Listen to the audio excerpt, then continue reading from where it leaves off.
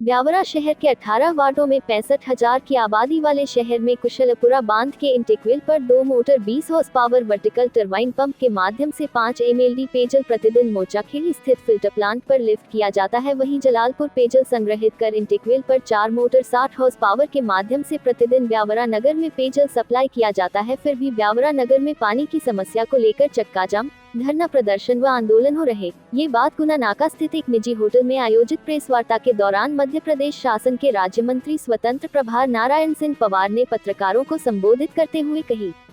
उन्होंने कहा कि ब्यावरा नगर में पिछले 5 दशक से पेयजल की समस्या बनी हुई है, जिसे 40 वर्षों से मैं खुद देख रहा हूँ। पेयजल समस्या को लेकर कांग्रेस केवल राजनीति रोटियां सेक रही, वही भाजपा सरकार में वैकल्पिक व्यवस्था की गई, मगर शहर की दिन प्रतिदिन बढ़ती हुई जनसंख्या के कारण पेयजल समस्या आज भी यथावत बनी हुई है।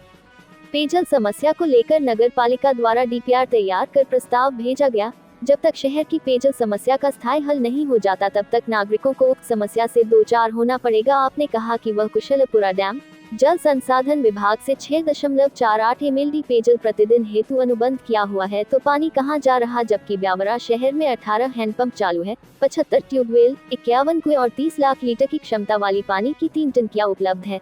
अमृत 2.0 योजना अंतर्गत मोहनपुरा डैम से ब्यावरा नगर में पेयजल प्रदाय हेतु जल संसाधन विभाग से 6.50 MCM पेयजल प्रतिदिन आरक्षित किया गया है। योजना अंतर्गत ग्राम बानपुर में इंटेकवेल व ग्राम खीमाखेड़ी में फिल्टर प्लांट निर्माण किया जाना प्रस्तावित है। शहरी क्षेत्र में 4 नवीन ओवरहेड टैंक कुल क्षमता 3,300 KL का निर्माण किया जाना भी प्रस्तावित है, जिसमें ब्यावरा नगर में पेयजल सप्लाई के अंतर को कम किया जा सके। योजना के लिए कंसल्टेंट द्वारा सर्वे किया जाकर विस्तृत कार्य योजना तैयार की जा रही है। नगर पालिका में पंजीकृत नल कनेक्शन की संख्या 7,310 है, जिसके लिए निकाय की वर्तमान जल वितरण प्रणाली तैयार की गई। जल प्रदाय पाइपलाइन में लगभग 3 से 4 हजार अवैध नल कनेक्शन होने के कारण क्षेत्र में नलों में पर्याप्त प्रेशर से जल प्रदाय नहीं हो पा रहा है। इस निकाय द्वारा कार्य योजना तैयार कर अवैध नल कनेक्शन के काटने की कार्रवाई प्रस्तावित की गई है।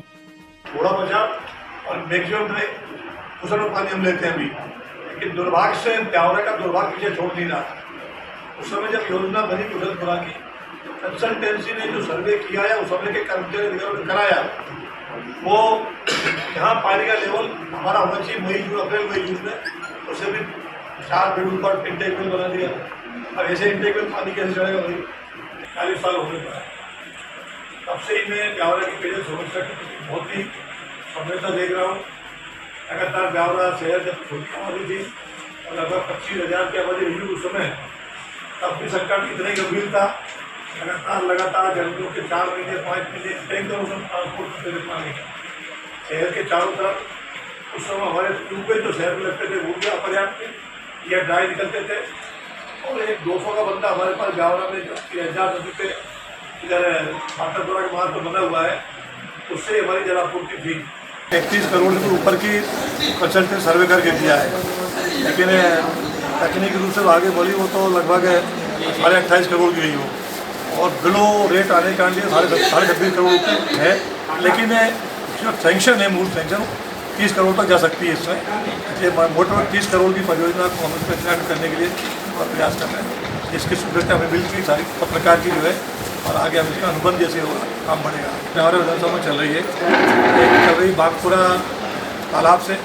बागपुरा का टैंक का जो पानी 127 गाँवों को लगभग वितरित किया है, और 125 करोड़ की मूल परियोजना है।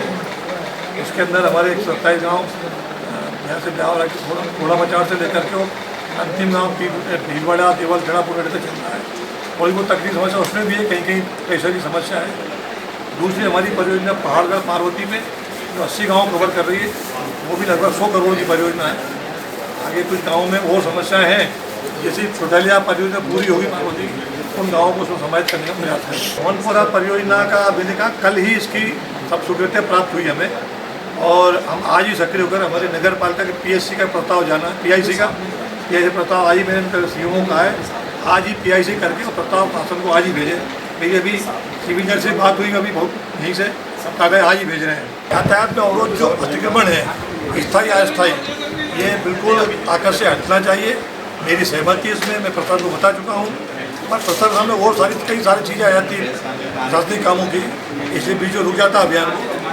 फिर तो कोशिश करेंगे कि इसको पूरा यातायात नियंत्रित करें, सड़कें चौड़ी हो हमारी, मेरे दिमाग में एक और प्लान है कि हमारी जो सड़कें हैं उसमें हमने पेवर लगाए फुटपाथ के ऊपर।